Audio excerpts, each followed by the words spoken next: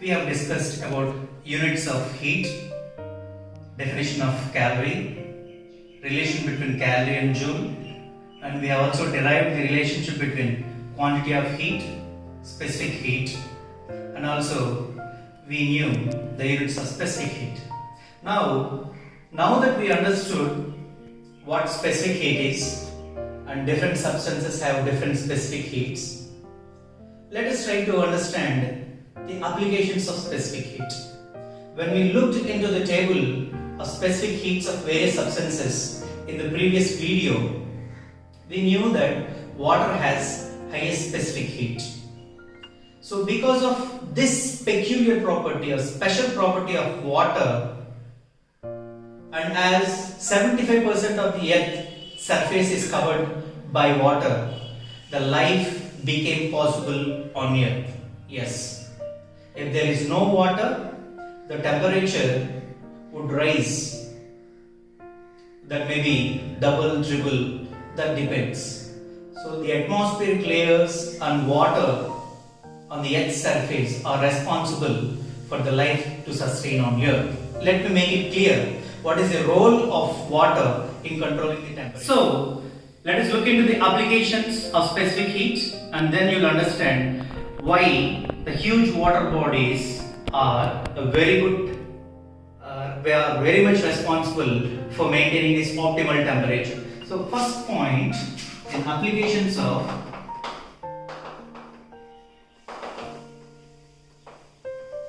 specific heat.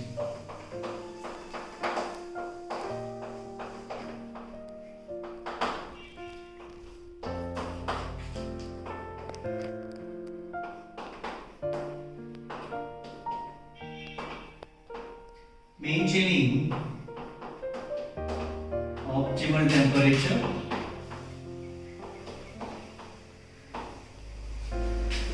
and causing air currents. Yes.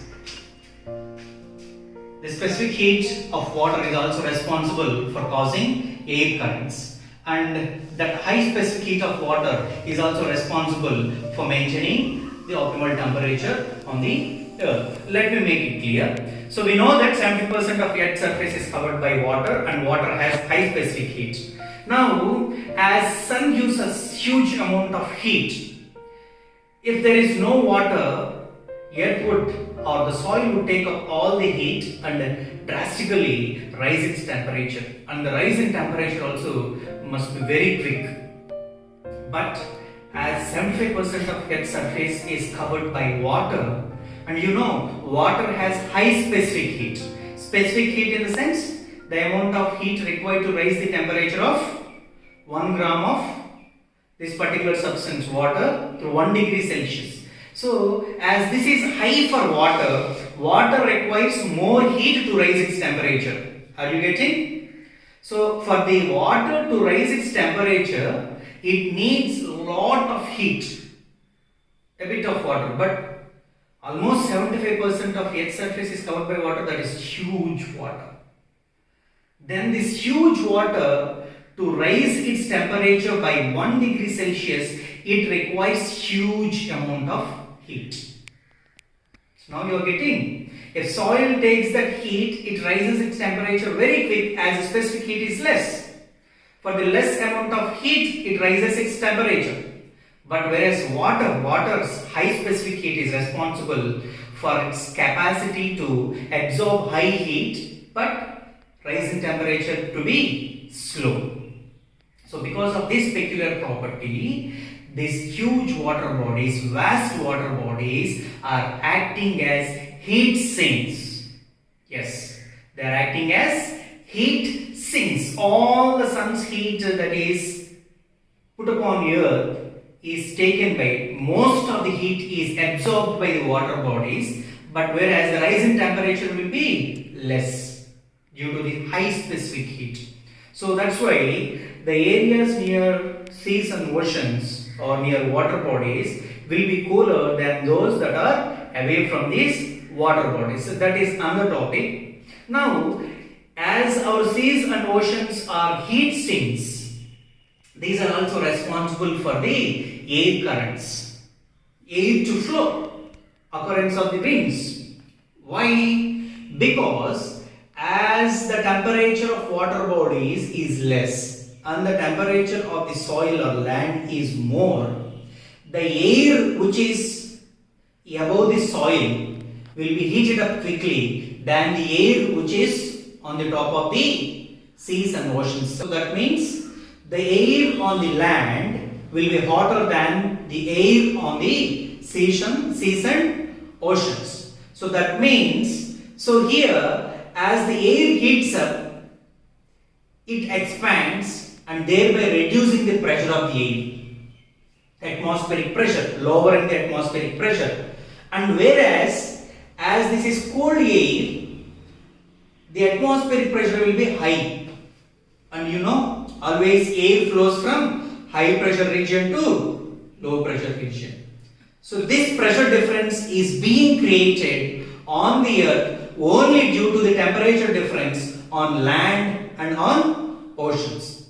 Near the oceans or on the oceans, the atmospheric temperature will be less, will be more when it is on the land. You know why? Because of this specific heat difference. And this creates pressure difference. This will be low pressure region, that will be high pressure region. Due to this difference in the pressure, the air flows from high pressure region to low pressure. And this pressure difference is a specific heat.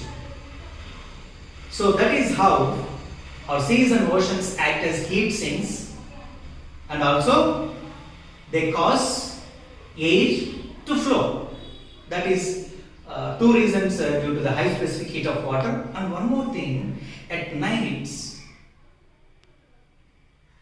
when one part of earth doesn't receive sun's heat, temperature must be very, very, very low.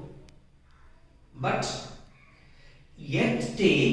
water takes very high time, more time to raise its temperature, and water also takes more time to reduce its temperature also. Soil takes up heat and raises its temperature quick, and loses heat and also reduces its temperature quick. But that is not with the water. Water raises its temperature slowly by taking more amount of heat, and for reducing its temperature also it takes a long time. Because of this longer time to reduce the temperature of water, the nights are warmer than they had to be. Yes, during nights when there is no sunlight, or when half part of earth is not receiving sun's heat, it is the heat in the oceans that is keeping that part of the earth warm. Yes, we already discussed that water bodies are very good heat sinks. Heat that is absorbed by the water all day will be slowly given to the surface during nights. If there is no such phenomena, the earth's temperature during days would be 20 degrees or 30 degrees higher, and during nights it would be 20 degrees or 30 degrees lower. So for example, if it is 20, there is no that huge or vast coverage of water on earth, the temperature would be 22 minus 20, it would be 2 degrees Celsius. Can we live at such low temperatures? That is not possible. And if the temperature is 22 degrees or 26 degrees or 27 degrees during daytime, if there are no water bodies, if there is no vast coverage of water, the temperature would be 26 plus 20, 46 degrees. That is scorching heat, scorching sun.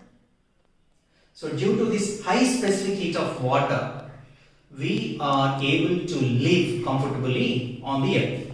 So high specific heat of water is responsible to maintain the optimal temperature on the earth, and also it is responsible for air currents, air to flow. And you can also observe this peculiar or strange behavior when you take out a watermelon out of the fridge and leave it out for a few minutes, say 30 minutes or so, for half an hour. Then you touch the surface of the watermelon. you feel the temperature of watermelon to be normal. But when you cut the watermelon and when you take one piece of watermelon and when you start eating, you feel that to be cold. Why? Because watermelon contains high amount of water. It contains high amount of water, and you know water takes more time than other substances to raise its temperature or to lower its temperature. And you also find another strange behavior when you order samosa. When the waiter keeps samosa in plates and bring it to you, and you start touching the samosa, you feel the temperature of samosa to be normal. But once when you start biting it, see the gravy inside the samosa, you feel it to be hot because of this water. Samosa loses its temperature quicker than the water which is present inside the curry that is placed inside the samosa. So all this is happening. The surface of samosa to be cold or normal and the curry to be hot, though both are brought out of the oven same time, is the specific heat difference. Water has high specific heat. So it raises its temperature slowly, it also lowers its temperature slowly. Moreover, in order to raise its temperature or lower its temperature, it has to gain high amount of heat or lose high amount of heat than the other substances. So these are some applications of specific heat. So in the exam, write few applications of specific heat is a question asked. Then you can go through these 3 points. Watermelon put out for some time. Then you may notice the difference in the temperatures of the surface of the watermelon and the pulp of the watermelon. Next, samosa. So in this way, you can mention many differences regarding many applications of specific heat. Let us try to understand different scales of temperature.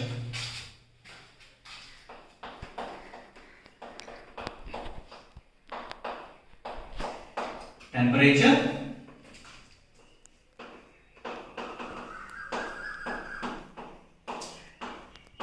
Fahrenheit scale,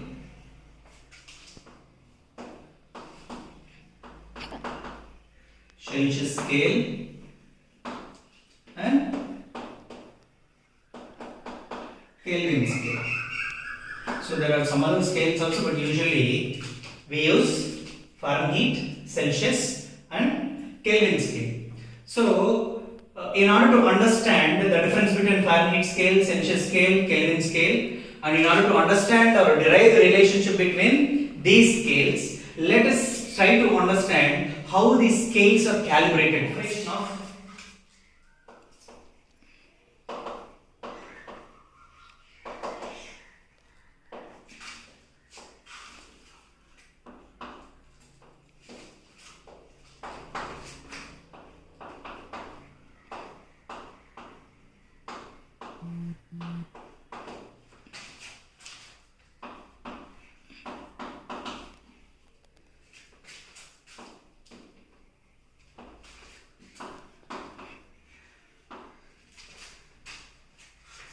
So Gabriel Fahrenheit and Angus Celsius, these are two scientists who calibrated or invented these two thermometers. Initially, Fahrenheit used alcohol mixed with water as a thermometric fluid, but later on he found mercury to be more appropriate, more suitable thermometric fluid, and replaced that alcohol mixture of water with mercury.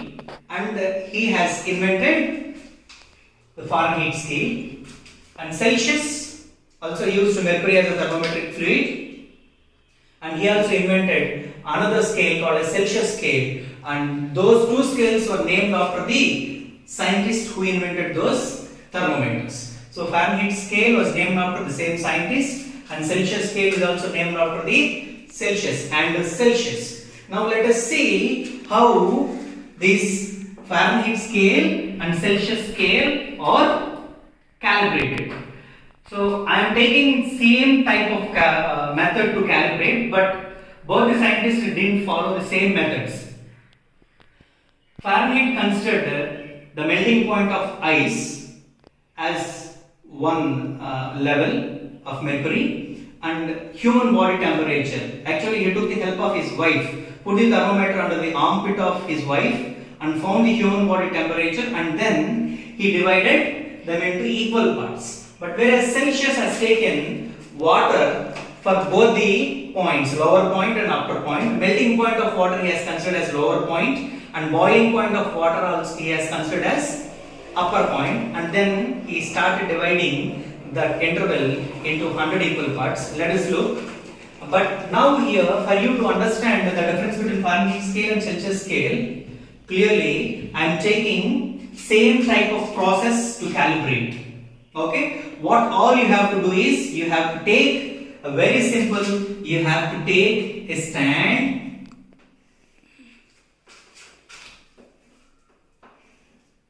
a simple stand. You have to take a beaker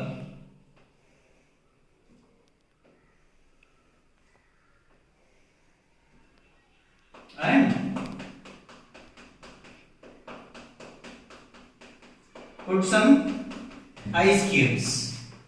You have to take a beaker and put some ice cubes in both the beakers.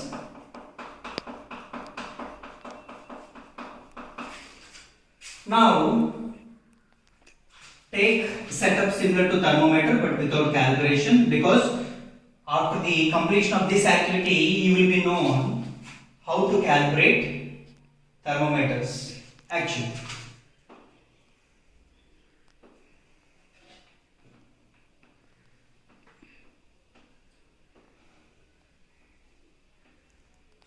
So let this be a capillary column inside the thermometer, which is filled with thermometric fluid like mercury. Not like mercury, just take mercury. Now, so initially observe temperature. As ice is kept out, it starts raising its temperature by absorbing heat from the surroundings. As surroundings have high temperature than ice, ice absorbs heat, and as it is gaining heat, it raises its temperature. At particular point, so ice starts melting and stops rising its temperature. Remember this. This point is very much essential for the next topic, that is latent heat. So at particular point, ice stops raising its temperature, starts melting. At that particular point of temperature where ice stops raising its temperature is called as melting point of ice. Melting point is a point of temperature. What is melting point? Is a point of temperature where the ice starts melting. But though it gains heat, there will be no rise in its temperature. This point is very important. Now same here also. Consider melting point of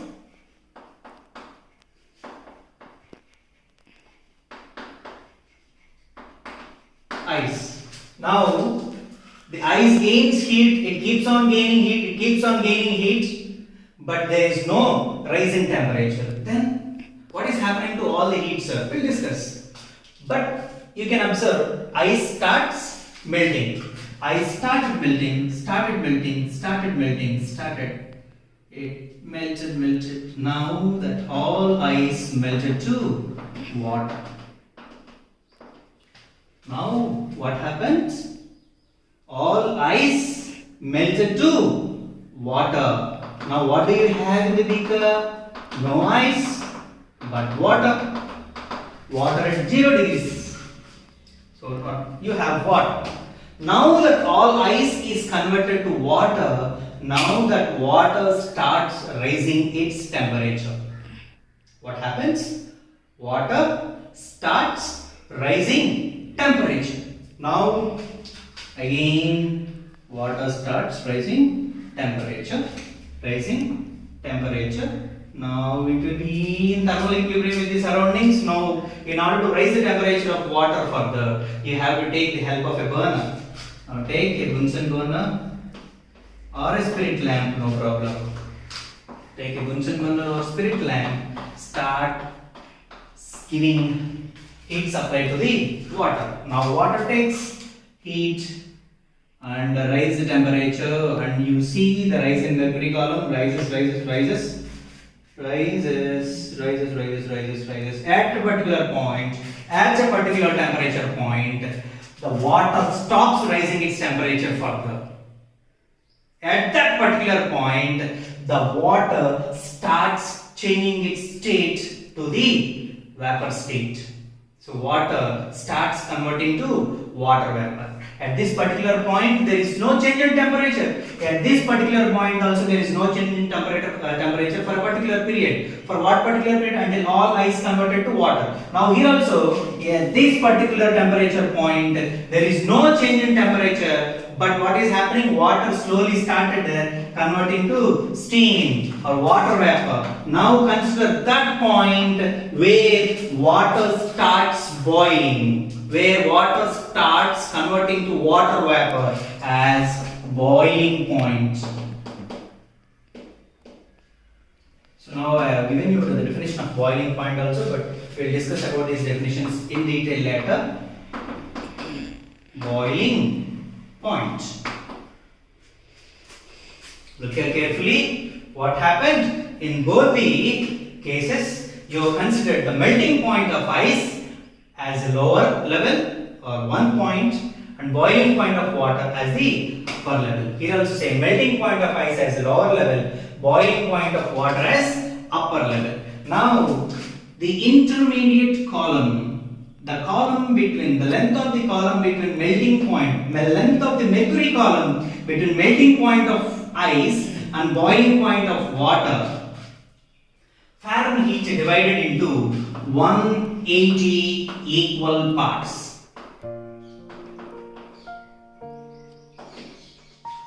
Fahrenheit divided them into 180 equal parts. So each part is equal to 1 by 180. Celsius divided this column into 100 equal parts. So each part is equal to 1 by 100. Okay, 1 by 100 means what? Centi. 100 means cent. 1 by 100 means centi. You know that? 1000 means kilo. 1 by 1000 means milli. 100 means cent. 1 by 100 means centi. So that's why, as each part is 1 by 100 part of the total length, the Celsius scale is also called as centigrade scale. It is also called as centigrade scale. And in Fahrenheit, this melting point is considered to be 32 degrees. So here the melting point is considered to be 32 degrees, whereas Celsius considered the melting point of ice to be 0 degrees.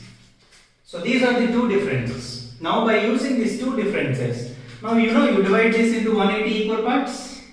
Start calibrating 32, 33, 34 until you get the 180 equal parts. 32 plus 180. Here also 0, 1, 2, 3 to 100, because you divided it into 100 equal parts.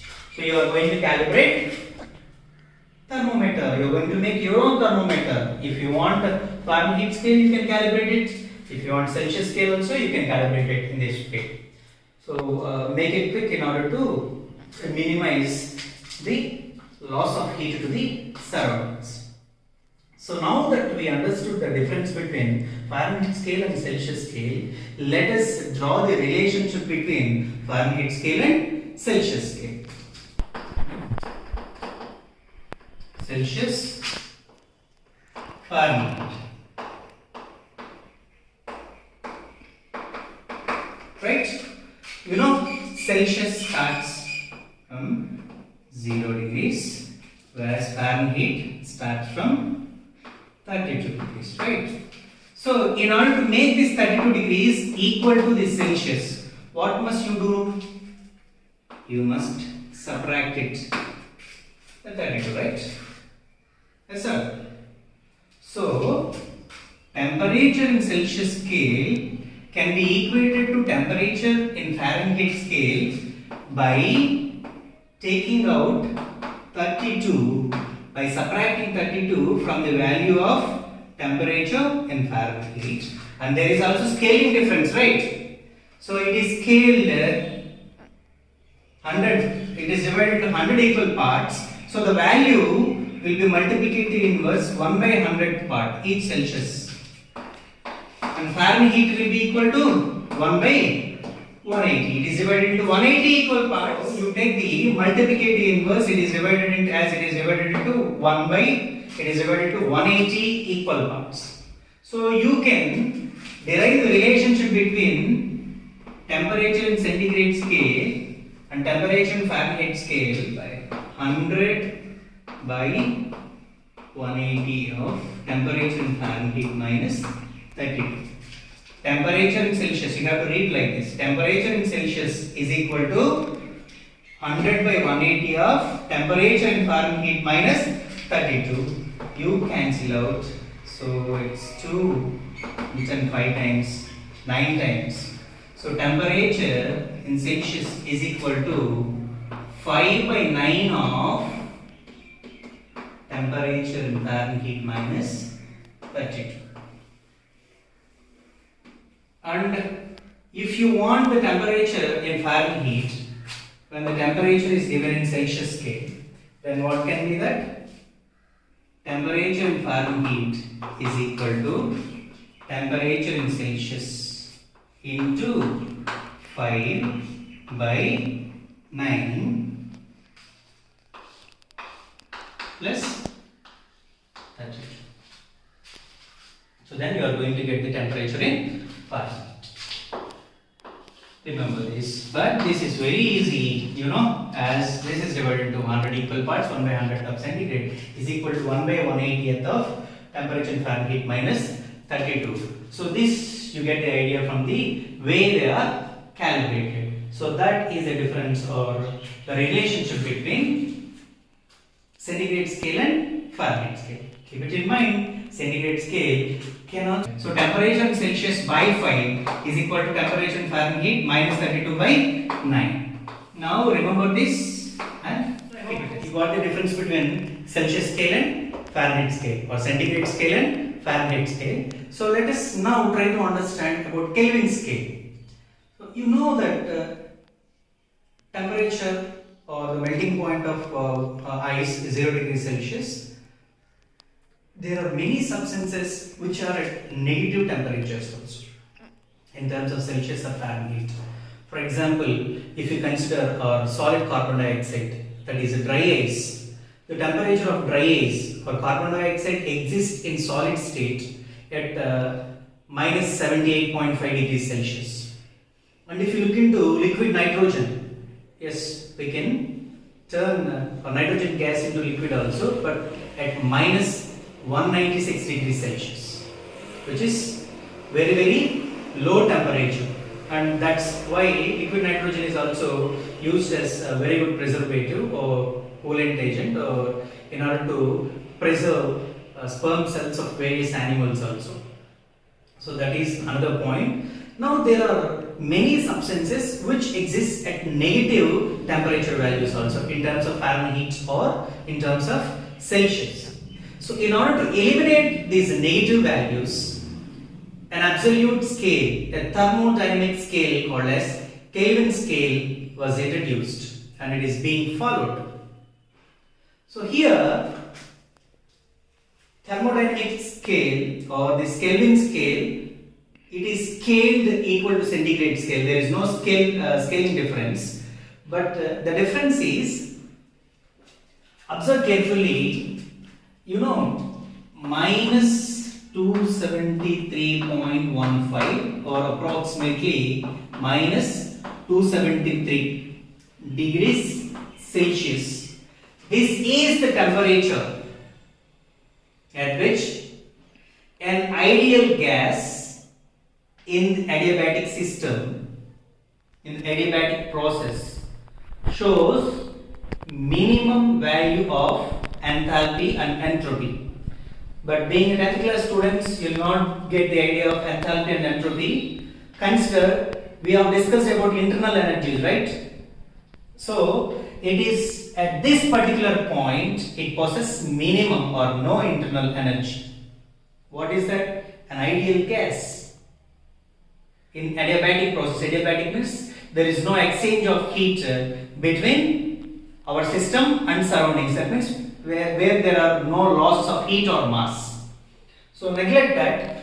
Consider at this particular temperature, it shows minimum value of entropy and enthalpy, or minimum value of internal energy. So truly to speak, it is hard to find. We'll definitely find, but it is hard to find a substance lower than this temperature. So that's why this minus 273 degrees Celsius is allotted in Kelvin scale to 0 Kelvin. If it is minus 272, 1 Kelvin. Minus 271, 2 Kelvin. Minus 270, 3 Kelvin. That's why there is no scaling factor, because 272 minus 272 minus of minus 273 is 1. 1 minus 0 is 1. So the difference in temperature points is 1 degree. So that indicates there is no scaling factor. But our Celsius scale starts from 0 degrees Celsius, whereas Kelvin scale starts from minus 273 degrees Celsius. This minus 273 degrees Celsius is considered as 0 in Kelvin. Absolute 0. At this particular point, there are no internal atomic activities. So that's why it is 0 in the sense real 0. Hence it is called as absolute 0. What is this temperature point is called as minus 273 degrees Celsius, or 0 Kelvin is called as absolute 0 temperature. This particular temperature point is called as absolute 0 temperature, and the scale in Kelvin is called as absolute temperature scale, or the temperature measured in Kelvin scale is also called as thermodynamic scale.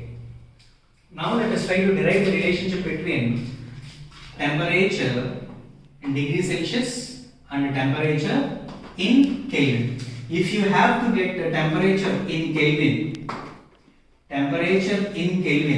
you have to add 273 to temperature in degrees Celsius. Let us see. For example, if the temperature in degrees Celsius is minus 273, what will be the temperature in Kelvin? Temperature in degrees Celsius is minus 273 plus 273. So the temperature in Kelvin scale is equal to 0 Kelvin. Let us see if the temperature is minus 270. What will be the temperature? Minus 270 plus 273. Minus 270 plus 273. Temperature in Kelvin is 3 Kelvin. So this is the relationship between Kelvin and centigrade. It is very easy. If you have to get the temperature in Kelvin scale, you have to add 273 to temperature in Celsius scale. So if the value is given in Kelvin scale and you have to convert it into centigrade scale, it is very easy again. Just change the equation. Temperature in Celsius scale in terms of Kelvin scale is temperature in Kelvin scale minus 270. Now substitute the same here. Look here carefully. temperature in degree Celsius by 5 is equal to temperature in Fahrenheit minus 32 by 9 is equal to temperature in degree Celsius is equal to temperature in Kelvin minus 273. So temperature in Kelvin minus 273 by 5.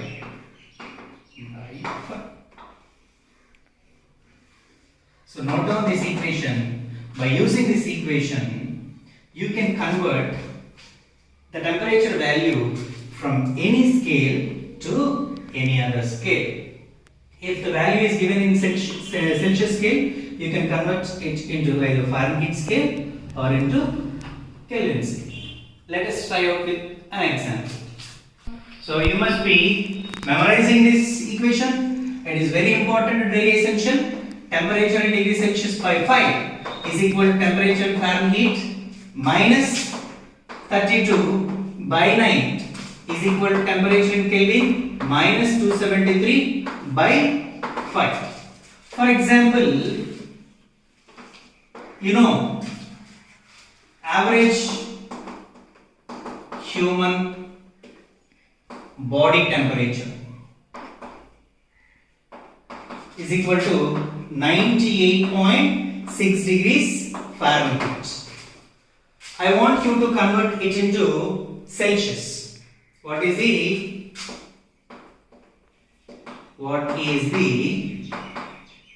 temperature in degrees Celsius? That is our question. Now, in this particular problem, the comparison or the conversion is from Fahrenheit scale to Celsius scale. So, this particular part of the equation should be considered. What is that particular part? Temperature in degree Celsius by 5 is equal to temperature in Fahrenheit minus 32 by 9. Now what is given in the problem? Temperature is given in Fahrenheit. Substitute that value of temperature in Fahrenheit in the equation in the place of Fahrenheit.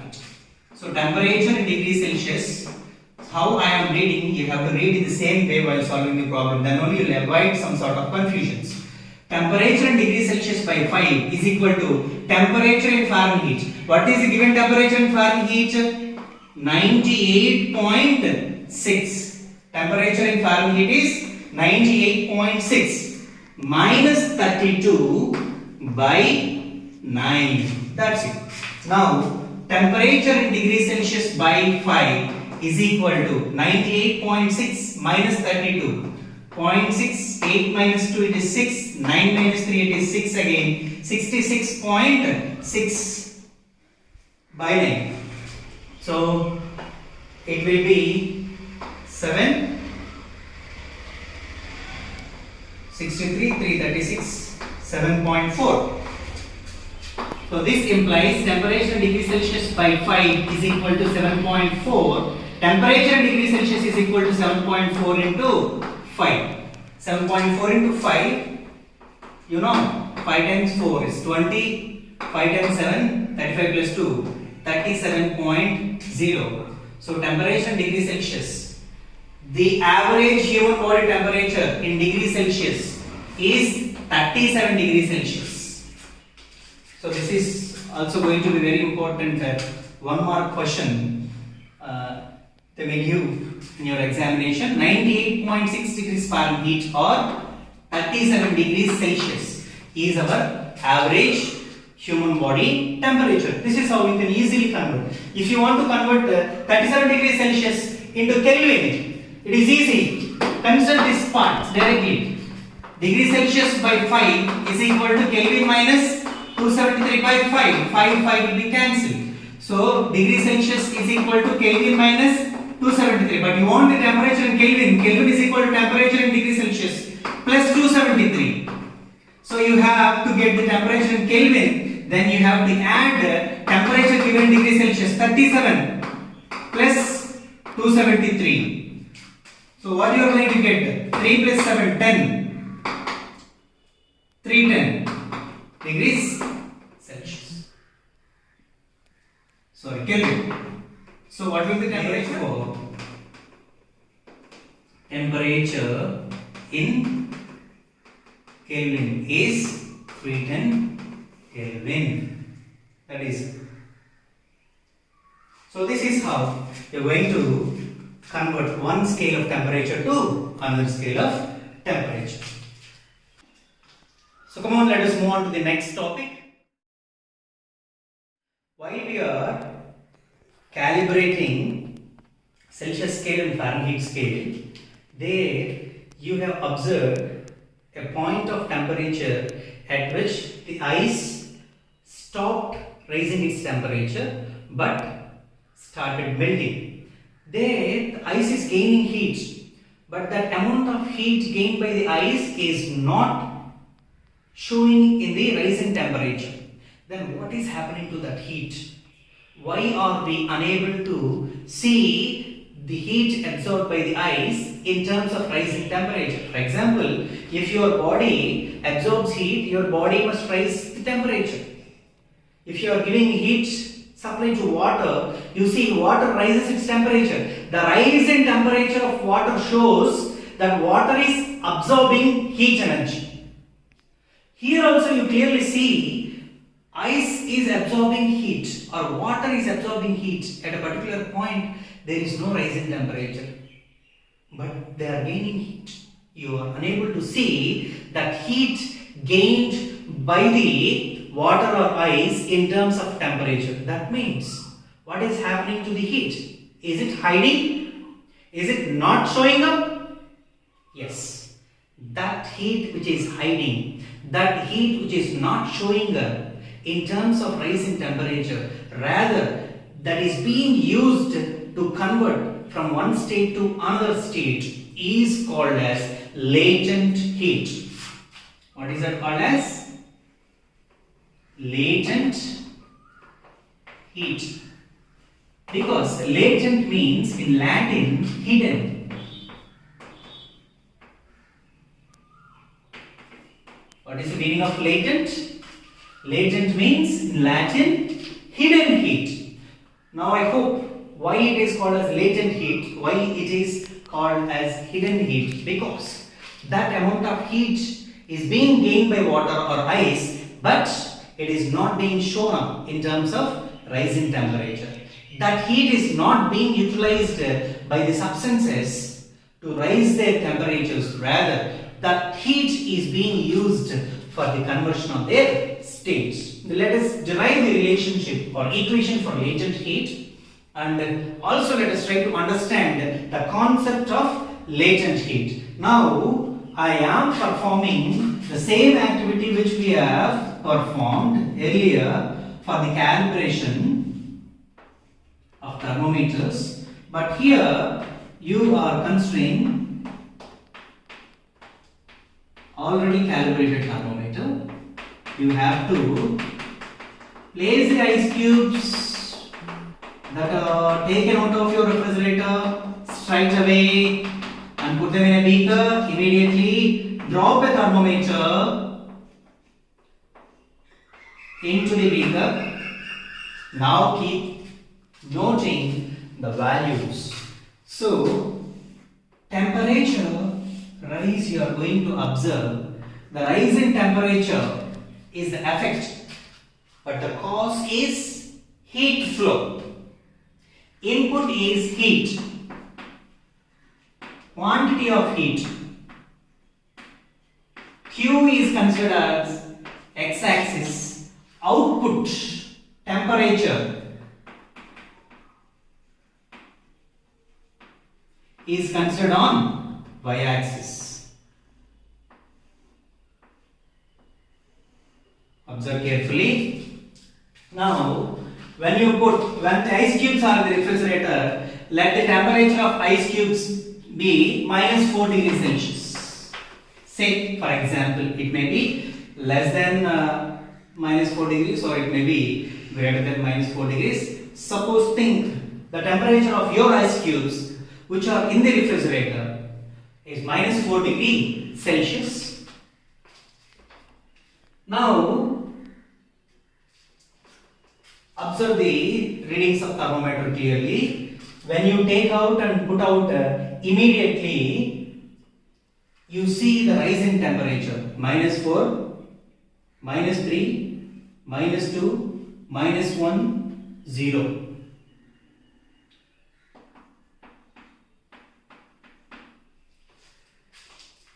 The temperature of the ice is raised from -4 degrees Celsius to 0 degrees Celsius. Clearly you can see in the graph. Why? Because ice gained heat. How did it gain heat? Ice is placed outside and the temperature of the surroundings is greater than the temperature of ice. So heat flows from high temperature body to low temperature body. So that's why ice gains heat due to inflow of the heat from the surroundings. Yes, very good. Ice is gaining heat and rising its temperature. Very, very good. The temperature of ice is rose from -4 degrees Celsius to 0 degrees Celsius. Very good. Now again heat starts continuously flowing from surroundings to ice. But at 0 degrees Celsius, when the ice attained 0 degrees Celsius, there is no further rise in temperature. Then you may ask, sir, did the heat flow stop? No. The heat is flowing. Then why can't we see the change in temperature, sir? You told that when heat is absorbed by ice, as heat absorbed the heat, as ice absorbed the heat, it is rising its temperature from -4 degrees Celsius to 0 degrees Celsius. When it reached 0 degrees Celsius, again you are telling that ice is gaining heat, but there is no change in temperature. Yes, because at this particular point of temperature, the ice gains heat but utilizes that heat not to raise the temperature but to change the state from solid state to liquid state. Yes. This particular quantity of heat gained by the ice is used by the ice to change its state. Now, ice starts, this process is called as melting. Solid changing into liquid is called as melting. Ice melts into water. You keep on giving heat. No change. No change in temperature, 0. You give heat, no change in temperature, 0, 0, 0. At this particular point, at that particular point where water, complete ice is turned to water. Now what you have? Initially, you have ice at -4 degrees Celsius. Now, ice attained 0 degrees Celsius. After this, what did you get? No ice. After this, you have water. Get 0 degrees Celsius. Now that all ice is converted to water, observe carefully. Now this water at 0 degrees starts rising its temperature. Temperature. Yes.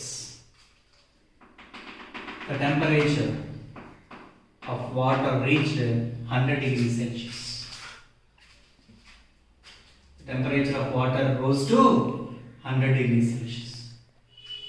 But surroundings itself cannot give that amount of heat, that quantity of heat. You have to take the help of a burner. So you keep on supplying heat. The water attained 100 degrees Celsius. When the water attained 100 degrees Celsius, again the rise in temperature stopped. There is no further rise in temperature. You are giving heat, you are supplying heat, you are supplying certain calories of heat, but there is no rise in temperature. The temperature at this particular point seems to be constant at 100 degrees Celsius. Now what is happening? Again you can't see the heat till 0 degrees to 100 degrees. You can clearly see that water is gaining heat. How can you say, sir? Because you see temperature rise. Temperature of water is rising from 0 degrees, 1 degree, 2 degree, 10 degree, 20 degree, 25 degree, 50 degree. It gained 100 degrees Celsius temperature. How did it gain? Because heat is flowing into the heat, water. Water is gaining heat. But now did we stop heating the water? No. Then why can't we say the change in temperature in the thermometer? Rose thermometer column rose to 100 degrees Celsius and stopped. Stopped once at 0 degrees Celsius. From 100 degrees Celsius, that water utilizes that quantity of heat not to raise the temperature but for the conversion of state. Here the water starts boiling, changing state from liquid to gas. This is called as vaporization. This process is called as vaporization, and that temperature point, that constant temperature at which a particular substance changes its state from liquid state to gaseous state is called as boiling point. At this constant temperature point, where a substance in solid state is converted to liquid state, is called as melting point. Process is melting, temperature point is melting point. Process is boiling, the temperature point is called as boiling point. But when this water reached its boiling point, you cannot see that heat in terms of rising temperature. Rather, that heat is used for state conversion. What do you use? That is used for state conversion. So total, how much quantity of heat you have given? Initially you have given Q1 heat. Initially you have given Q1 heat. This Q1 heat is utilized by the ice to raise its temperature from -4 degrees to 0 degrees. Later, here you gave the heat Q2. This Q2 heat is utilized by the ice to melt. But you can't see the change in temperature. There will be no change in temperature but change in the state. It changes from ice to water. Next, you gave quantity of heat Q3. This Q3 amount of heat is utilized by the water to raise its temperature from 0 degrees Celsius to 100 degrees Celsius. And finally, you give Q4 heat. This Q4 heat is utilized by the water to change its state from liquid to gaseous, water to water vapor. So totally you have given Q is equal to Q1 plus Q2 plus Q3 plus Q4. Now what are their formulae? Let us observe. Now that the amount of heat which is hidden, which is not shown as change in temperature but which is utilized to change a state of a substance is called as latent heat. Latent heat is a quantity of heat. Latent heat is the quantity of heat, observe carefully, which is used to convert, which is used to change the state of unit mass of any substance. So latent heat is given as Q by M. So here latent heat of fusion is quantity of heat which is used to convert the unit mass of a substance to liquid. Solid to unit mass of a solid to liquid. Latent heat of vaporization is a quantity of heat which is utilized to convert unit mass of liquid to gas. Carefully, the unit of latent heat Q, Kelvin per gram or joule per kg, whatever it is. Okay, so earlier in order to find the quantity of heat when there is change in temperature, ms delta T is the formula we have used. But here, how can you find? There is no change in temperature. If you use Q is equal to ms delta T is 0, quantity of heat given will be 0. But did we give no heat? We supplied heat. Then how can you find at that particular point? You have to use this particular formula. Quantity of heat is equal to latent heat into mass in the state. So Here in this particular case, where the heat is hidden, you can find by using the formula latent heat. So Q1 M S specific heat of ice, delta T change in temperature from -4 to 0. The second quantity of heat, latent heat of fusion, and mass of ice you have considered. 3. Ms delta T specific heat of water, change in temperature 0 to 100 degrees change in temperature. Mass you have, they will be giving you the mass. Here latent heat of vaporization into mass. By substituting all the values, even it is hidden or not hidden, you can find total heat that is supplied in converting that particular amount of ice at -4 degrees centigrade completely to vapor. Hope you got understood about latent heat. Latent heat is nothing but the amount of heat required to change the state of unit mass of any substance. So units of latent heat, calorie per gram or joule per kg. So that is about latent heat.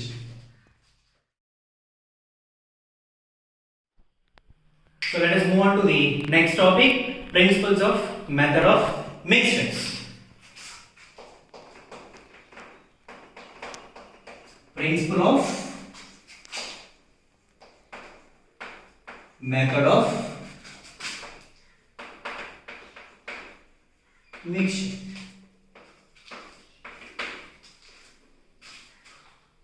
So principle of method of mixtures. So here also you have to consider adiabatic system or no loss to the surroundings. Now you have one particular sample of water and a second sample of water. This water has high temperature, this water has low temperature. Now when you mix up both the samples, the water with high temperature loses heat to the water with low temperature, right? And both of them will attain thermal equilibrium and they will come down to a common temperature. This temperature will be lower than the temperature of first sample and this temperature will be higher than the temperature of second sample. Are you getting? For example, if you have to have bath on a winter day, so your mother will boil water. How will she boil? She will take a small tumbler, fill the tumbler with water and she will boil up to very high temperature. And then she will add this hot water to cold water. Then that mixture will attain a temperature, a moderate temperature, which is lesser than the temperature of boiled water and which is greater than the temperature of cold water. You can find the temperature of the water with which you are going to take bath. You are going to find the temperature of the mixture. Okay? Mixture means you are mixing hot water to cold water. Yes sir, here mixture in terms of temperature difference, right? You can find the final temperature. Shall we move on? Come on, let us find how. Consider water, sample 1, water, sample 2. Okay, let mass of sample 1 be 1. This M1 is the mass of water of sample 1. Let M2 be the mass of second sample of water. Let the initial temperature of first sample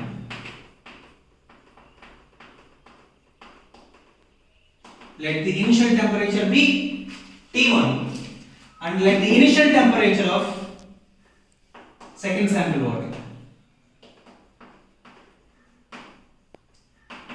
be T2. Now principle of method of mixture. When you mix them both, the mixture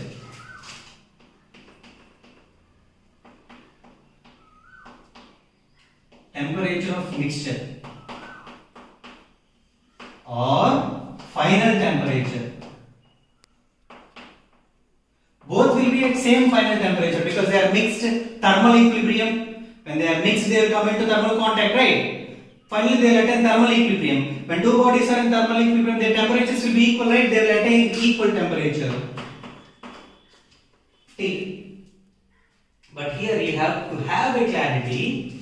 Let T1 be greater than T2. That means first sample is at high temperature, second sample is at low temperature. Then what happens? Heat flow from high temperature body to low temperature body. Now, principle of method of mixture states that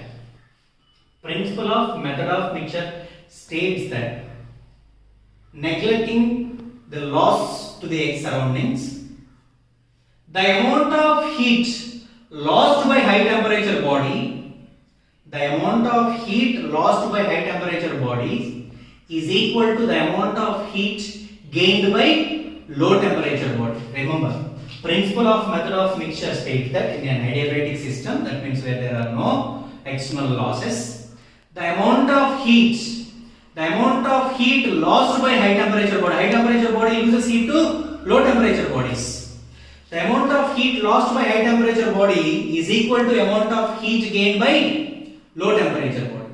Amount of heat lost by high temperature body is equal to amount of heat gained by high temperature body. Let us see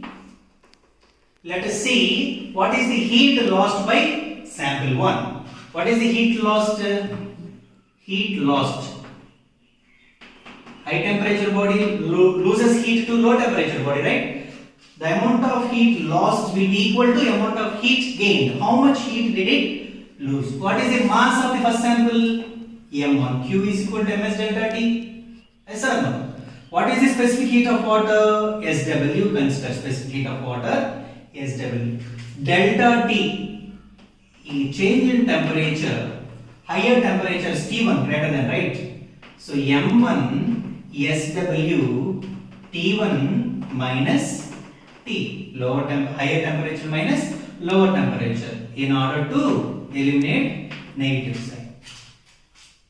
So how much heat did it gain? Heat gained ms delta T same. Mass of second sample M2. Okay. Specific heat of water SW. Change in temperature. Here T minus T2. Initially it will be at lower temperature. Gaining heat, it rises its temperature. So higher temperature minus lower temperature.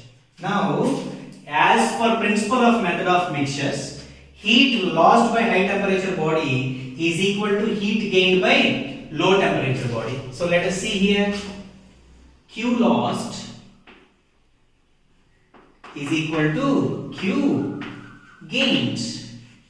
How much did it lose? M1 SW T1 minus T is equal to gain. How much did it gain? M2 SW T minus T2. Now water has same specific heats, you can cancel it out. Now what do you have here? M1 T1 minus M1 T is equal to M2 T minus M2 T2. Now bring same temperature products to one side.